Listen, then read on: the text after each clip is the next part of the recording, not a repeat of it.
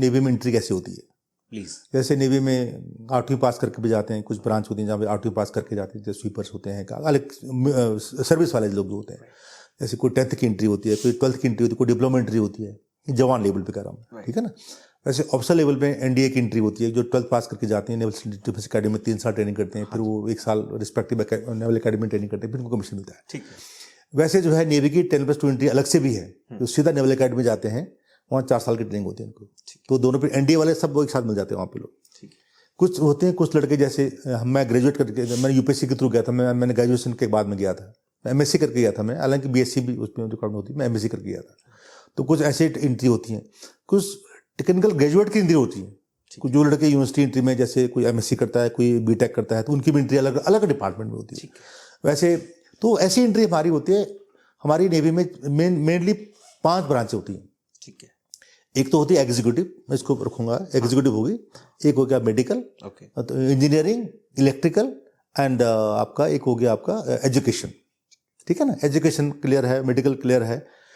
Electrical engineering जो है, जो सारे जहाज के और जो भी प्लेटफॉर्म है उनका इलेक्ट्रिकल मेंटेनेंस दिखते हैं।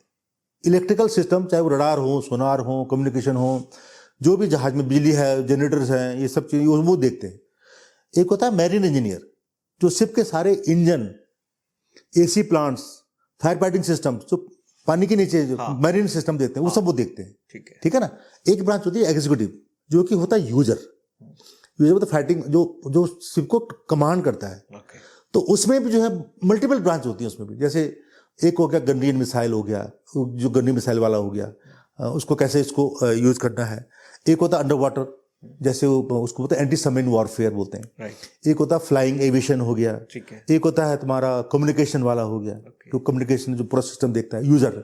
एक होता है तुम्हारा नेविगेशन एंड डायरेक्शन, जो जहाज को चलाते जो हैं। एक होता है सबमरीन, है ना। एक होता है मेटलर्जी। तो ऐसे एक होता है आर्मड ब्रांच मेरी है, उसमें लॉ भी होता है, उसमें लॉजिस्टिक भी होता है, अलग अलग ब्रांच होती है। और नेवी में सारे एंट्री जो है, सारे इंजीनियर्स होते हैं अभी। तो ये सबमरीन को चलाने के लगभग ये क्रू मेंबर कितने? मैं बताता हूँ। तो पहले ये नेवी का ऑर्गेनाइजेशन समझ लो आप, कि नेवी के ऑर्गेनाइजेशन में जो है, नेवी में सारे ऑफिसर जो है आज की तारीख में इंजीनियर्स एंट्री होती है। इंजीनियर्स एंट्री होती है, चाहे वो लॉजिस्टिक भी कौन हो, लॉजिस्टिक वाला, एक्सेप्ट लॉ वाला ऑब्वियसली लॉ ग्रेजुएट होगा, ठीक है ना। ठीक है। तो ये हो गया। अभी तुमने जैसे स्पेसिफिक हमारी स्पेशल ऑर्गेनाइजेशन सबमरीन होगी, एविएशन हो गया, और तुम्हारा मैरीन कमांडोज हो गए, मरीन कमांडो। तीन स्पेशल हमारी जो ब्रांच होती है स्पेशल। जैसे पहले मैं बताऊंगा, एविएशन आपको पता है, एविएशन की ट्रेनिंग हमारी कुछ नेवी में होती है, कुछ एयरफोर्स में होती है। ठीक है। तो वहां पे बेसिक फ्लाइंग के बाद उसकी कैटेगरी बनती है, कि फाइटर है, कि ट्रांसपोर्टर है, कि हेलीकॉप्टर है। ओके। ये 3 कैटेगरी, उसके हिसाब से हमारे नेवी में भी जो है फाइटर में जाता है, हेलीकॉप्टर में अलग अलग हेलीकॉप्टर, उनके उसके लिए अलग से स्पेशलाइजेशन होता है। जैसे अभी MiG-29 में कोई केरन में ट्रेनिंग कर रहा है, तो इस ढंग से अलग अलग जहाजों की अलग ट्रेनिंग होती है। बेसिक ट्रेनिंग एयरफोर्स में करते हैं। वैसे मैरीन कमांडो, ठीक है, मैरीन कमांडो जो है, ये बहुत ही स्पेशल मरीन फोर्स होती है, जहां पे सिलेक्शन रेट, मैं गर्व से साथ कह सकता हूं, इतनी टफ ट्रेनिंग होती है ये। अगर 100 बंदे वहां पे आर्मी के स्पेशल फोर्स के बंदे जाएंगे, स्पेशल फोर्सेस के बंदे जाएंगे, ठीक है, 100 में से केवल 20 लड़के पास होंगे वहां पे। 100 में से केवल 20? मैं 20 में ज्यादा बोल रहा हूँ। ये मैं इसको ऑथेंटिकेट नहीं करना, कि मैंने सुना है कि काफी, ये आर्मी वाले भी कहते हैं, क्योंकि नेवी मैरीन कमांडो जो होता है, वो कमांडो के अलावा जो है वो पैराट्रूपर होता है, वो डाइवर होता है, वो judo, karate, survival, martial art. Marcos marine commando, Marcos is marine commando. इस जैसे अमेरिका में सील बोलते हैं उसको, अमेरिका में मैरीन फोर्स में सील होते हैं, सील बोलते हैं उनको। ठीक है। तो यहाँ मार्कोस, वहाँ मैरीन, पहले इसको बोलते थे special naval marine force, special naval marine force. अभी इसका नाम हो गया मैरीन कमांडोज, मार्कोस बोलते हैं उनको। तो हमारे पास जो फौज है, वो जी स्पेशल काम के लिए यूज होती है। आपको पता होगा जब बॉम्बे में, जब हमारा जो ये 2008 में जो बॉम्बे ताज पर अटैक हुआ था, जो पहले वहाँ मैरीन कमांडो ही गए थे अंडर पे। आर्मी आने में टाइम लगा, ब्यूरोक्रेटिक डिले था, नहीं मरे नहीं थे। नहीं, मेरा मतलब है कि मार्कोस ने ही वो हैंडल किया था किसी एक जवान। पहले क्या होता है कि वहां जाके उनका काम इन था कि उनको मारो, वहाँ की इंटेलिजेंस है कि कितने लोग हो सकते हैं, क्या कितने कहाँ पे हैं, कहाँ छुपे हुए हैं, कहाँ लोगों ने उनको लोगों को कैद बना कर रखा हुआ है। तो ये बेसिक रेकी के लिए जाते हैं, बेसिक इनिशियल असेसमेंट के लिए वो लोग गए थे वहाँ पे। तो वो इनपुट जो है, फिर ये पुलिस और स्पेशल फोर्सेस को इनको दिया, तो वहाँ के हेलीकॉप्टर से उन्होंने नीचे पैराड्रॉपिंग किया, जो भी ये सब होता है।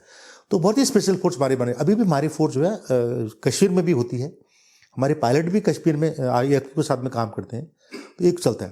तो ये मैरीन कमांडो होगी, उसकी ट्रेनिंग भी बड़ी टफ होती है, वो सब कुछ होता है, सर्वाइवल ट्रेनिंग होती है, जंगल में छोड़ देते हैं आपको, आप वहाँ पे सांप खा जो ये सब करना पड़ता है, बहुत ही स्पेशल फोर्स होती है। अच्छा, फिर डाइविंग की भी अलग अलग रेंज होती है, कुछ डाइविंग की डीप डाइविंग होती है, शिप्स डाइविंग होती है, कुछ 35 मीटर की होती है, कुछ 100 मीटर की होती है, कुछ ज़्यादा भी होती है, सेचुरेशन डाइविंग भी होती है इस ढंग से।